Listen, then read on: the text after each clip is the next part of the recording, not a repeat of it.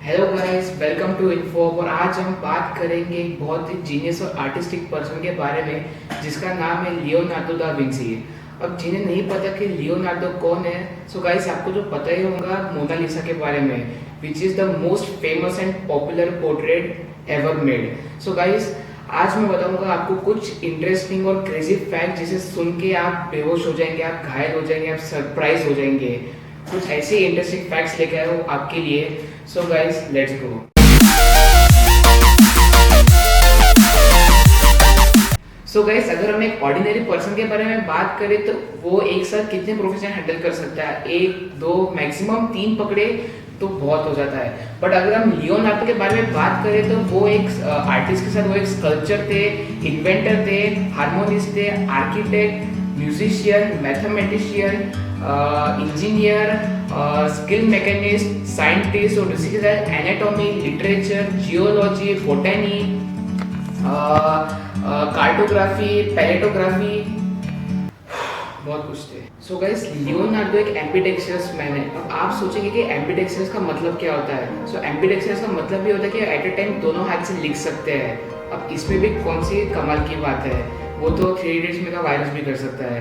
But इसमें कमाल की बात ये है कि वो एक हाथ से राइटिंग कर सकते हैं और दूसरे हाथ से पेंटिंग कर सकते हैं।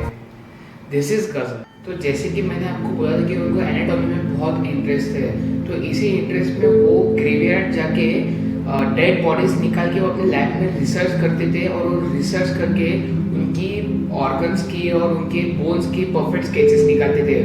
और पता चला है कि लगभग 30 से भी ज़्यादा बॉडीज की उन्होंने रिसर्च की है। जैसे कि मैंने आपको बोला कि लियोनार्डो एम्बिडेक्सियस मैन भी थे, तो एम्बिडेक्सियस के साथ साथ वो मिरर राइटिंग भी करते थे। तो मिरर आप जितने भी उनके लेटर्स है बुक्स पढ़ेंगे तो उनमें उन्होंने मिरर राइटिंग ही लिखी है। तो अगर आपको उनकी मिरर राइटिंग पढ़नी होगी तो आपको एक मिरर साथ में रखना होगा। तो मिरर से जब आपको उसकी उसका रिफ्लेक्शन देखेंगे तब आप उसको पढ़ पाओगे। तब इसके पीछे का मेन मोटो क्या है? तो इसके पीछे का मेन मोटो ये है कि उनको अपनी कुछ चीज़ें सीक्रेट रखनी थी, इसीलिए वो मिरर राइटिंग करते थे।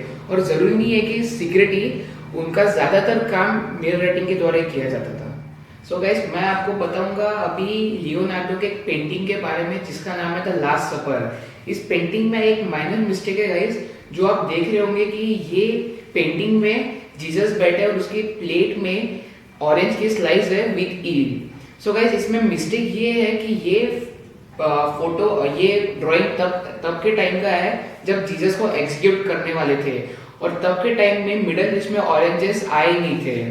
तो ये मिस्टेक इसलिए क्योंकि जब लियोनार्डो ये जब पेंटिंग कर रहे थे तब उनके तब मिडल ईस्ट में ईल और स्लाइस एक कॉमन डिश थी। मैं आपको एक एग्जांपल देता हूँ गाइस कि अगर आप एक आर्टिस्ट हो और आप इधर अभी रसगुल्ला एक कॉमन डिश है, पर अगर अभी आप स्टोनेज की एक ड्राइंग कर रहे हो, स्टोनेज की ड्राइंग में अगर आप रसगुल्ले को ऐड करोगे सो वो एक ऑब्वियसली एक कॉमन मिस्टेक होंगी। सो गाइस ये ऐसा ही कुछ हुआ था लियोनार्डो के साथ।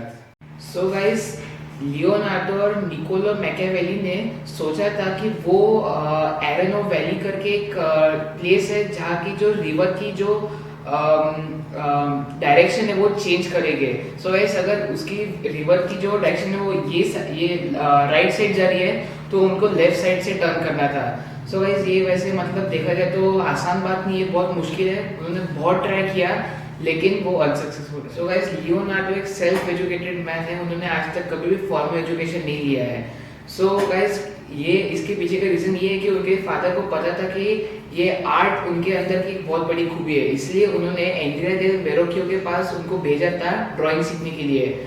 सो गाइस ये उनका एक पहला स्कूल था। उसके बाद से उन्होंने जितनी भी चीजें की है उन्होंने अपने बलबूते पे उन्होंने अपनी मास्टरी की। बस लियोनार्डो अपने टाइम के पहले पर्सन थे जिन्होंने बोला था कि स्काई का कलर ब्लू क्यों होता है।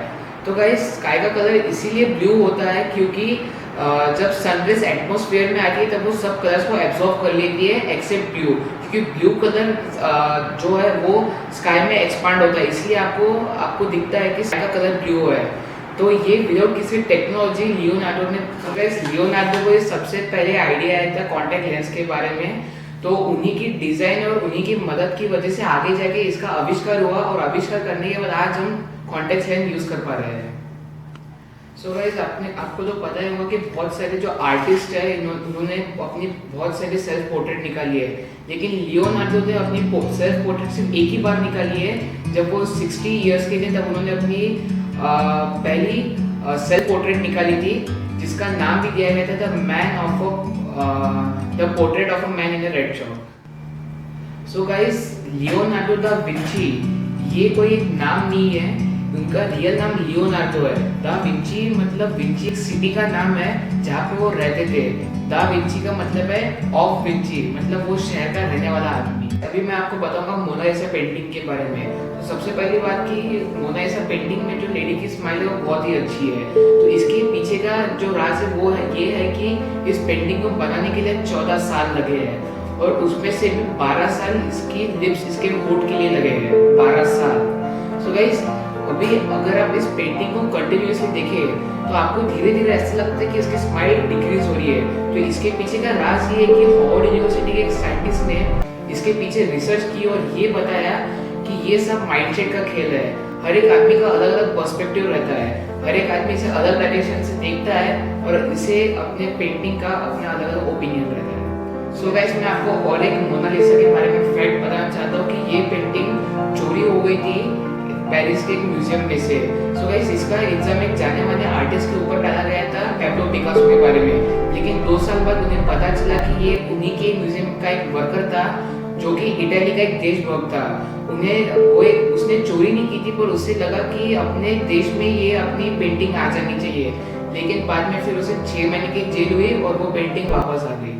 सो गाइस ये टाइम था जब लियोनार्डो ये दुनिया छोड़ के जा रहे थे, तो तब भी उन्होंने ये कुछ अपने आखिरी शब्द लिखे थे। उन्होंने लिखा था कि मैंने इंसानियत तो भगवान को बहुत ही दुख पहुंचाया है और मुझे जितना भी मेरे लाइफ का सदुपयोग करना चाहिए था उतना मैंने नहीं किया। सो आई होप गाइस आपको मेरा वीडियो बहुत पसंद आया होगा। अगर आप चैनल पे नए हो तो सब्सक्राइब करो, लाइक करो, शेयर करो। अगर आपको कुछ सजेशंस देने हैं तो प्लीज कमेंट सेक्शन में लिखिए। आपको मिलता हूँ मैं अगले वीडियो में। धन्यवाद।